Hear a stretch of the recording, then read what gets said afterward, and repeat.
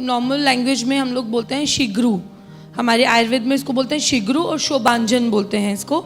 शोभांजन ये काम करता है बेसिकली, अगर हम इसकी बात करें तो एक वेजिटेबल के रूप में इसको बहुत ज़्यादा यूज़ किया जाता है in the market. Moringa capsules की फॉर्म में है। अगेन 10x पावर मैं आपको फिर से एक बार बता दूं कि बेसिकली क्या होता है, जब आप मेडिसिन लेते हैं तो आपको क्वांटिटी में बहुत ज़्यादा चाहिए होता है, उनका जो स्पेसिफिक इफेक्ट है हमारी बॉडी में लाने के लिए या उनका रिजल्ट लाने के लिए।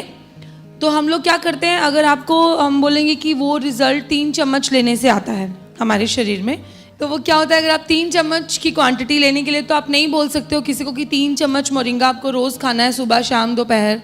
तो उसको क्या कर देते हैं विद अ प्रॉपर प्रोसीजर, एक उसको छोटा साइज़ में उसके एक्सट्रैक्ट्स को निकालते हैं हम लोग और उनको कैप्सूल्स की फॉर्म में बना देते हैं।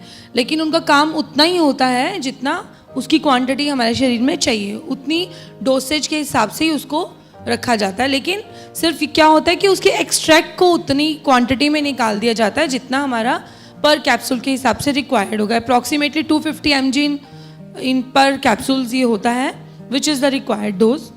सबसे ज़्यादा यूज़ होता है ये साउथ इंडिया में, जिसमें हम सांबर में इसमें डालते हैं। सांबर में आपको साउथ इंडियन में इसकी दोनों फॉर्म होती हैं, इसकी सब्जी एक वेजिटेबल के फॉर्म में भी इसको यूज़ किया जाता है और सांबर में। ये तो हो गया कॉमन इसका यूज़, लेकिन कुछ ना कुछ इस प्रोडक्ट इस प्लांट में होगा ऐसा कि इसको इतनी इम्पोर्टेंस दी जा रही है।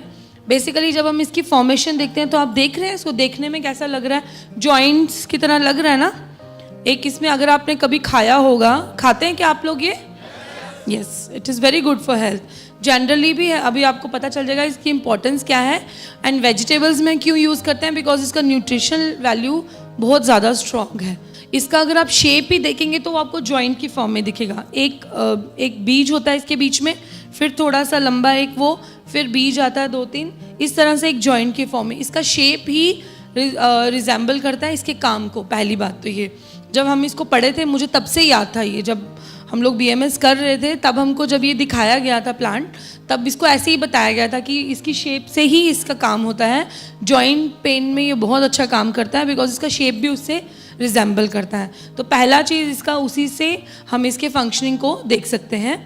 दूसरा, इसके ऊपर अभी लेटेस्ट एक रिसर्च आया था, एक वीडियो भी आया था मेरे पास, साउथ अफ्रीका और पता नहीं कहाँ से, 2 जगह में। वहाँ पे अभी मोरिंगा की वो पूरा इसका एग्रीकल्चर, पूरा इसका प्रोडक्शन स्टार्ट कर दिया है उन्होंने। बिकॉज उन्होंने क्या देखा, गांव में कुछ लोगों ने इसको यूज़ करना शुरू किया, तो उसमें क्या उनको हेल्प मिली कि जो मदर्स थी ना, वर्किंग मदर्स जो गांव की होती हैं, लेडीज़ काम करने की, उनको बहुत एनर्जी लेवल उनका इसके कारण बढ़ गया। प्लस प्रोडक्शन ऑफ मिल्क में बहुत हेल्प मिला। सो ये लैक्टेटिंग मदर्स और प्रेगनेंसी में भी आप दे सकते हैं, बिकॉज ये हेल्प करेगा एक तो न्यूट्रिशन लेवल को कवर अप करने में, तो प्रेगनेंसी में देने में कोई प्रॉब्लम नहीं है। सिर्फ अंडर वही मैंने बोला मेडिकल सुपरविजन दीजिए। इसकी एक कॉन्ट्रा इंडिकेशन है जो मैंने दिया है कि ये पित्त दोष को बढ़ा देता है, और जिन लोगों को हाइपर एसिडिटी या एसिडिटी होती है उनमें आप इसको सोच के दीजिएगा। दे सकते हैं, लेकिन कभी भी पित्त या हाइपर एसिडिटी वालों में क्या करना है आपको, स्पेशली खाने के बाद ये चीज़ का ध्यान रख सकते हैं। या अगर बहुत सीवियर फॉर्म ऑफ एसिडिटी है या आम्ल जिनको ये पित्त बन जाता है, हाँ, उनमें आप इसको अवॉइड करिए या डोज को थोड़ा कम कर दीजिए अंडर मेडिकल सुपरविजन। अदरवाइज ये सब में आप दे सकते हैं। इंडिया में बहुत ज़्यादा कॉमन है, इसका ओरिजिन इंडिया से ही है।